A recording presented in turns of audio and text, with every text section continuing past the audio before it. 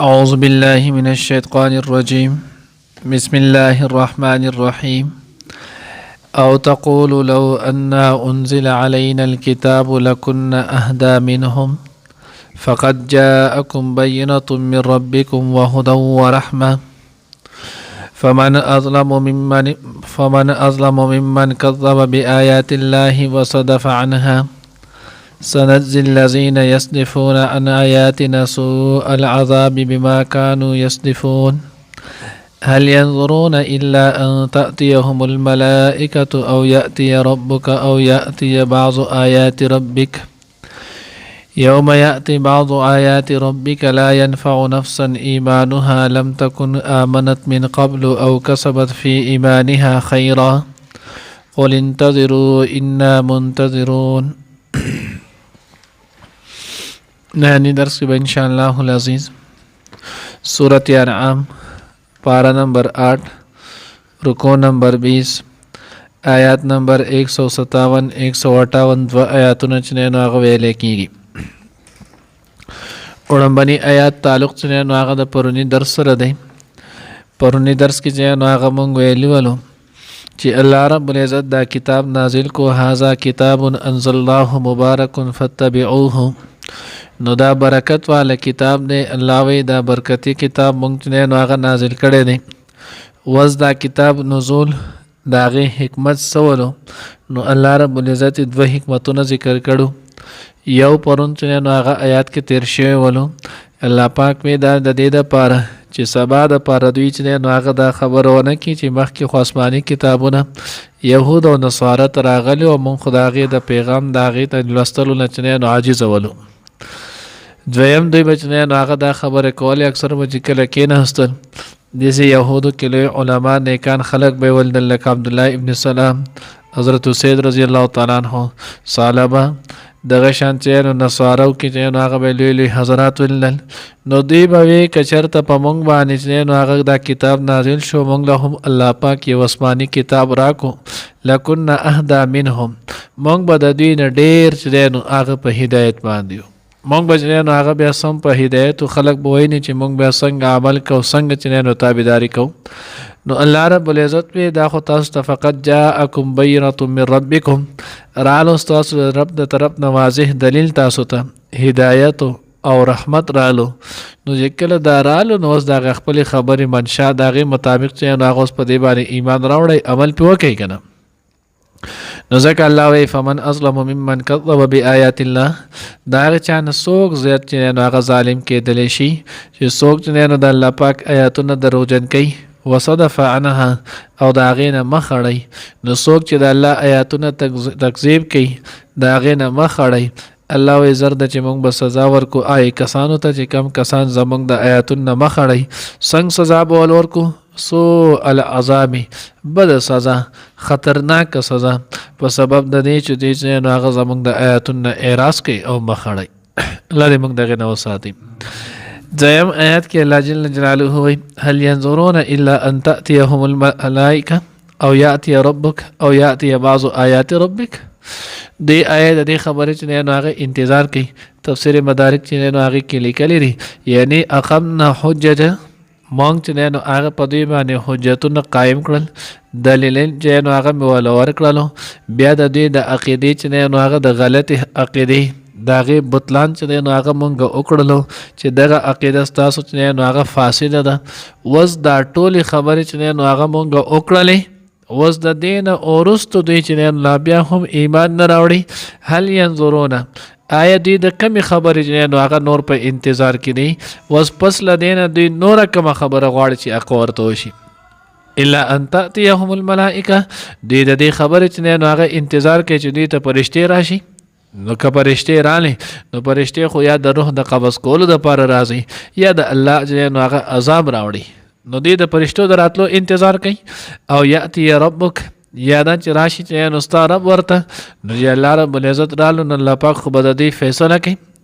اوس د الله رب العزت راتل دا څنګه ني نو دا د متشابهات نه دي لکه څنګه چې مخکې سو کرته مونږ ویلول الله رب العزت قران کې دوه قسمه احکامات ذکر کړي آیاتونه ذکر کړي یو محکم او دویم متشابه. مونږ به محکم هغه ته ویل کېږي چې هغه معلوم المعنی او معلوم المراد وي. معنی هم چې نو واضح مراد چې نو هغه هم واضح اقیم الصلاة و آتوا الزکاة و غیر ذلک. دویم چې نو هغه دی چې هغه متشابه وي معنی خو معلومه وي خو د هغې چې نو مفهوم چاته نه نو هغه نه معلوم د هغې چې نو هغه مقصود چې نو هغه چاته نه معلوم هغه مجهول وي. لکه مثال په طور کې الله پاک چې نو بل یداه مبسوطتان د الله دواړه لاس چې نو هغه پراخه دي اینما تولوا فثم وجه الله.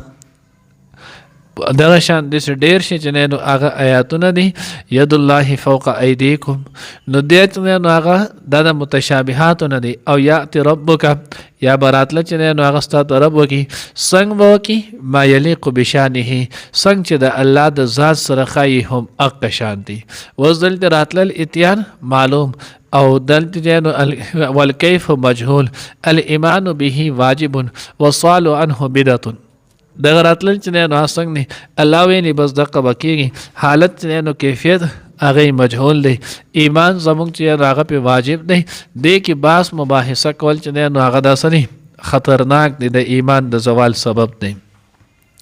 او یاتی بعضو آیات ربک او یا دا چې راشي چې نو هغه ستاسو د رب باز نه بعض نه خو چې نو هغه سم مراد دی. راجع قول مطابق د دې نه مراد دی چې کله نور چې نو هغه د مشرق د پزې چې نو هغه د مغرب د طرف راوخیږي. باقی چې نو علامات قیامت نو اخرنه لس چې کم لوی علامتونه دي نو اقراشي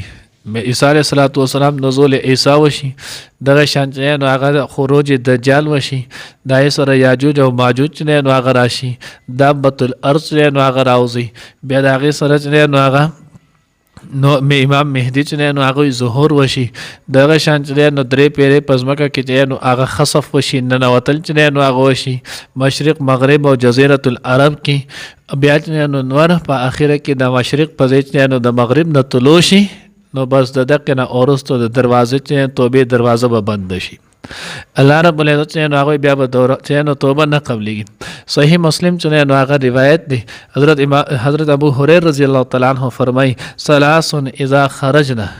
درې شذنا چې نو هغه علامتونه داسې دي کله چې نو هغه راوځي لا ينفع نفسا ایمانها بیا به یو نفس ته هم دغه ایمان چې نو هغه فائدہ نور کوي لم تکن امنت قبل چې دغه نه مخکې چې نو هغه ایمان نه راوړي.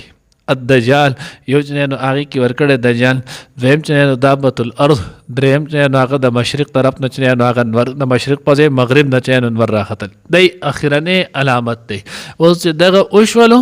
دینه اورست بیا د کافر توبه نه قبلېږي د منافق اخلاص نه قبلېږي د فاسق فاجر ګناهګار چې نو هغه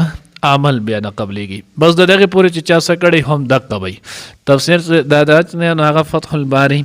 شرح بخاری علامه حافظ ابن حجر اسقلانی رحمه الله هغه د روایتونو سره بیا چې نو هغه روایت ذکر کړي دین اورستو با 120 سال چې نو هغه بیا په حالت د کفر کې چې نو هغه اوزي پدې کې به هیڅ څوک چې نو هغه بیا بل څه نه نور چا ایمان راوړل د هر څه دروازې به بند شي. مفتی رفیع عثماني صاحب چې نو هغه نر الله مرقده هغه چې نو درس مسلم کې هم دغه روایت نو هغه ذکر کړي نو ځکه الله وی او یات بعض آیات ربک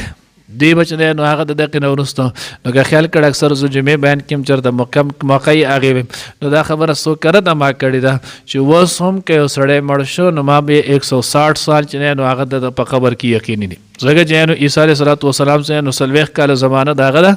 بیا دغه نو ورستو چې کله دا علامت راشي نو 120 سال دغه نو ورستو دی دنیا ته وګورو بیا اوس موږ دغه په مقابله کې 160 سال خو په قبر کې یقیني دي کدا علامتونه وسرال نو چې کله د دین اورستو بیا دا دومره دی دا 120 سال چې کله دروازه د توبه بند شول دا غنه اورستو دی او دنیا کې د چا دوره عمر شته یا کدوره عمر وی هم نو هغه عمر بیا چې نو هغه د کار دی چې سلته سو کورسي دغه بیا په خپل ناس پاسته پورې چې ایران شي هغه باوجود ایله پرنګ پر دې حق وو